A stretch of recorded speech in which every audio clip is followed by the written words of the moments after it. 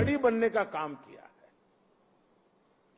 मेरा सौभाग्य है कि आज मुझे इस कड़ी को और मजबूत करने का अवसर मिला है और मैं इसके लिए हर संभव प्रयास भी करता रहता हूं।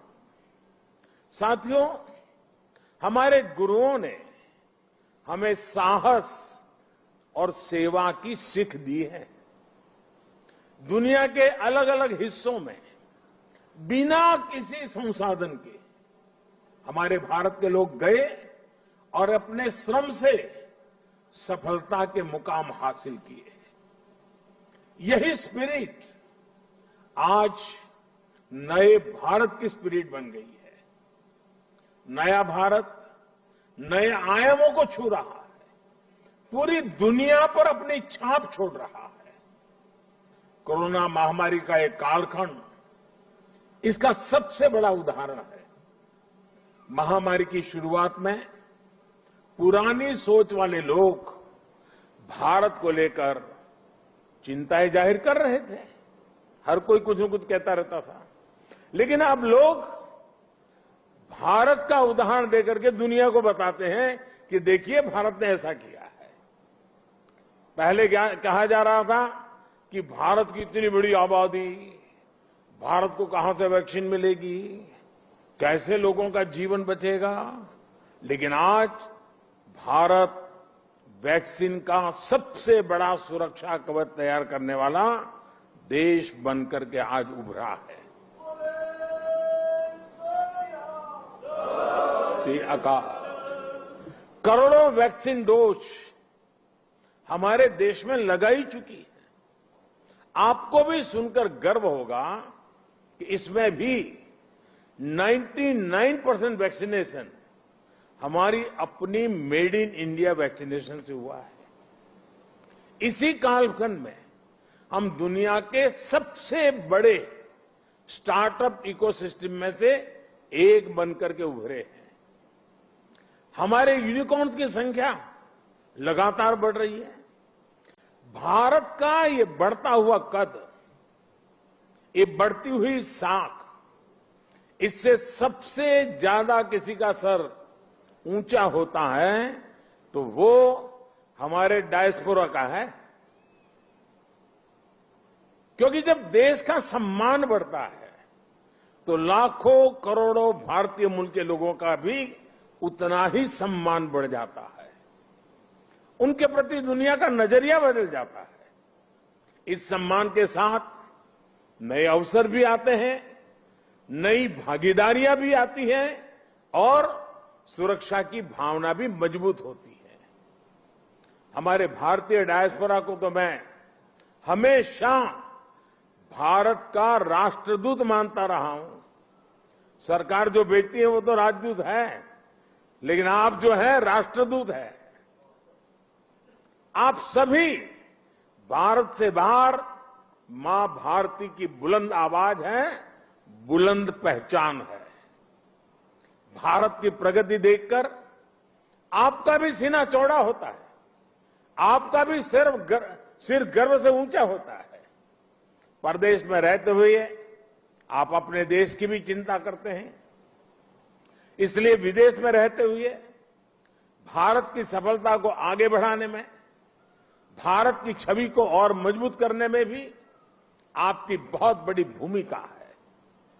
हम दुनिया में कहीं भी रहे, इंडिया फर्स्ट, राष्ट्र प्रथम हमारी पहली आस्था होनी चाहिए।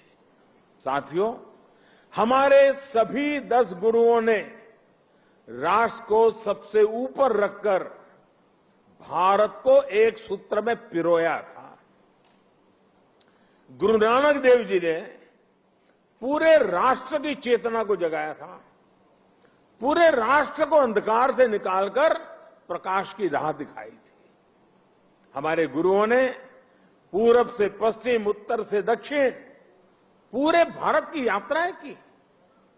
हर कहीं पर भी जाइए उनकी निशानियां हैं, उनकी प्रेरणाएं हैं, उनके लिए आस्था है।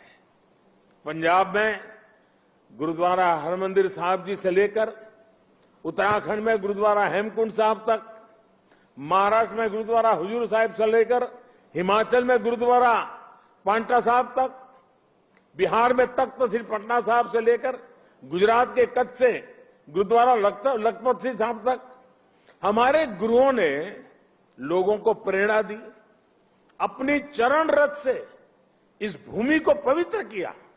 इसलिए सिख परंपरा वास्तव में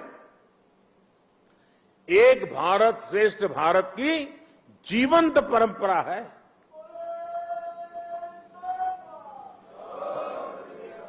भाई और बहनों, आजादी की लड़ाई में और आजादी के बाद भी सिख समाज का देश के लिए जो योगदान है, उसके लिए पूरा भारत कृतज्ञता अनुभव करता है।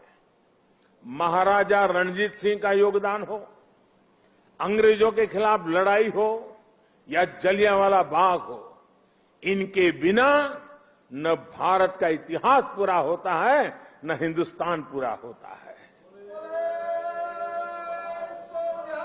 आज भी सीमा पर खड़े सिख सैनिकों के शौर्य से लेकर देश की अर्थव्यवस्था में सिख समाज की भागीदारी और सिख एनआरआई के योगदान तक सिख समाज देश के साहस, देश का सामर्थ्य और देश के श्रम का पर्याय बना हुआ है।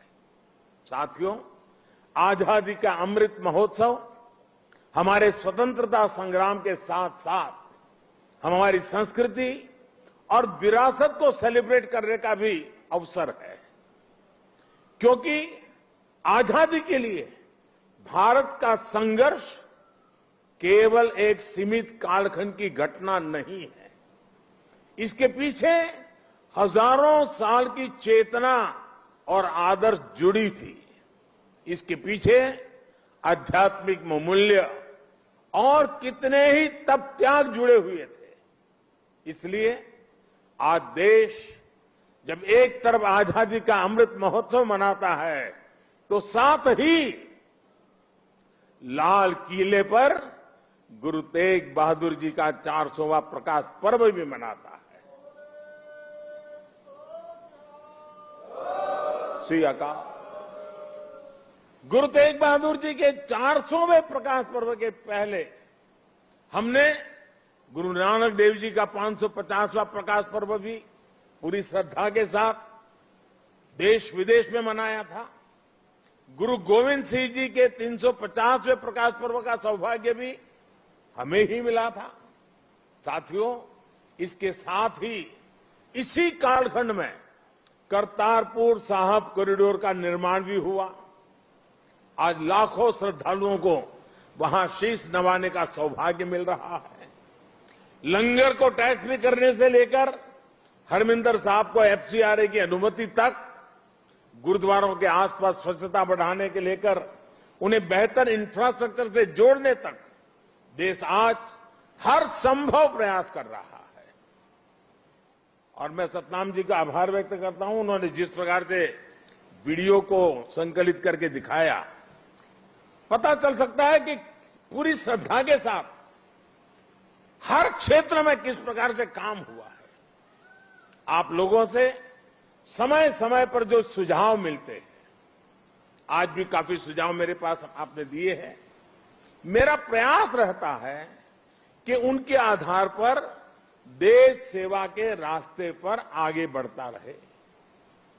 साथियों, हमारे गुरुओं के जीवन की जो सबसे बड़ी प्रेरणा है, वो है हमारे कर्तव्यों का बोध।